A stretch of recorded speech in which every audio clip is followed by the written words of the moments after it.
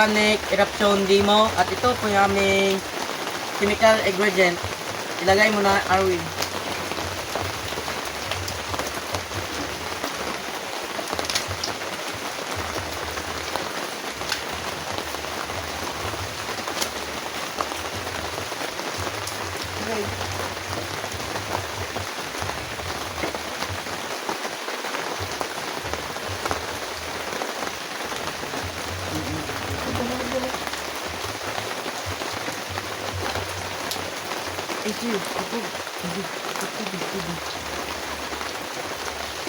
Wait, cut.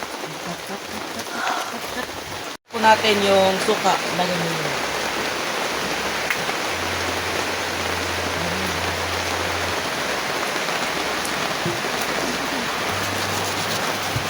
Butang yun. Manati, Win. Manati. Urut.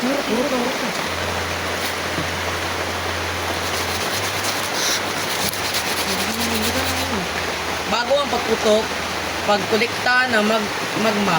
Ang magma ay nabubuo sa ilalim ng lupa dahil sa init mula sa mantle ng earth. Dahil mas magaan ito kaysa sa mga nakakaligid na bato.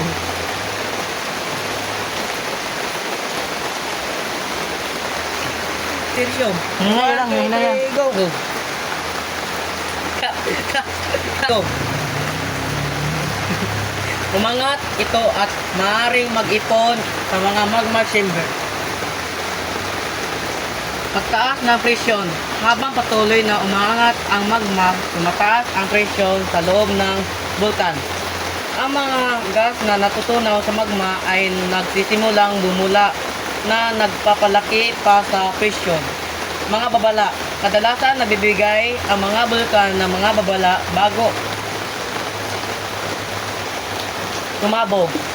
Kabilaan sa mga babalang ito, ang pagdami ng mga paglindol, paggalaw ng magma ay nagdudulot ng mga paglindol.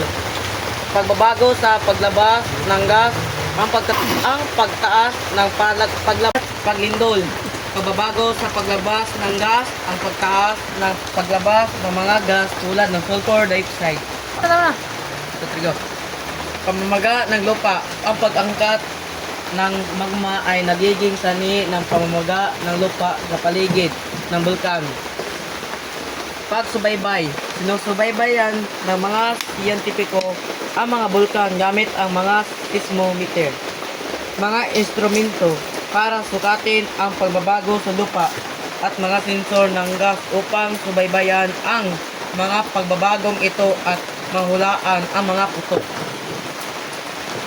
Tapos ng pagputok, patuloy na aktibidad. Ang pagputok ay maaaring magpatuloy ng ilang linggo, buwan o kahit taon. Ang mga antas na aktibidad ay maaaring tumaas at bubaba. Mga panganib. Ang mga panganib pagkatapos ng pagputok ay pinabibilangan ng Daloy ng laba. Ang laba ay maaaring nakaharang sa mga daan at sumira ng mga infrastruktura. Pagbagsak ng abo. Ang abo ay maaaring makapinsala sa kalusugan, agriculture at makina. Mga lahar. Ang mga lahar ay mga mud flow na binubuo ng abo ng bulkan at tubig. Maaring silang maging mapanira at maaring magpatuloy sa loob ng maraming taon.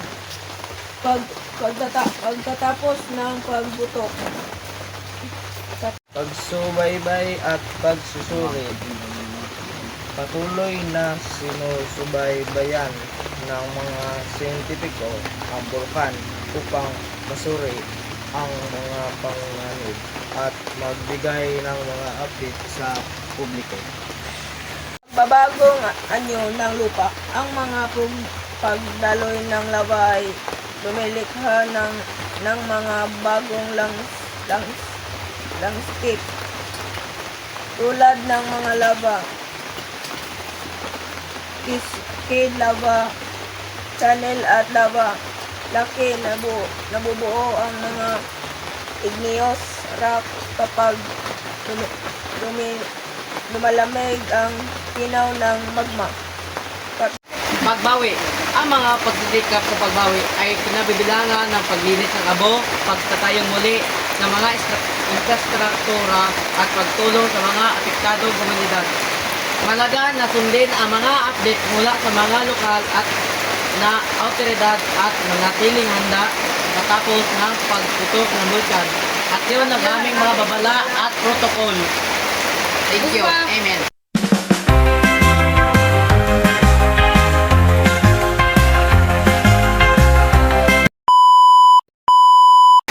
Bye. Bye. Bye. Bye. Bye. Bye. Bye. Bye. Bye.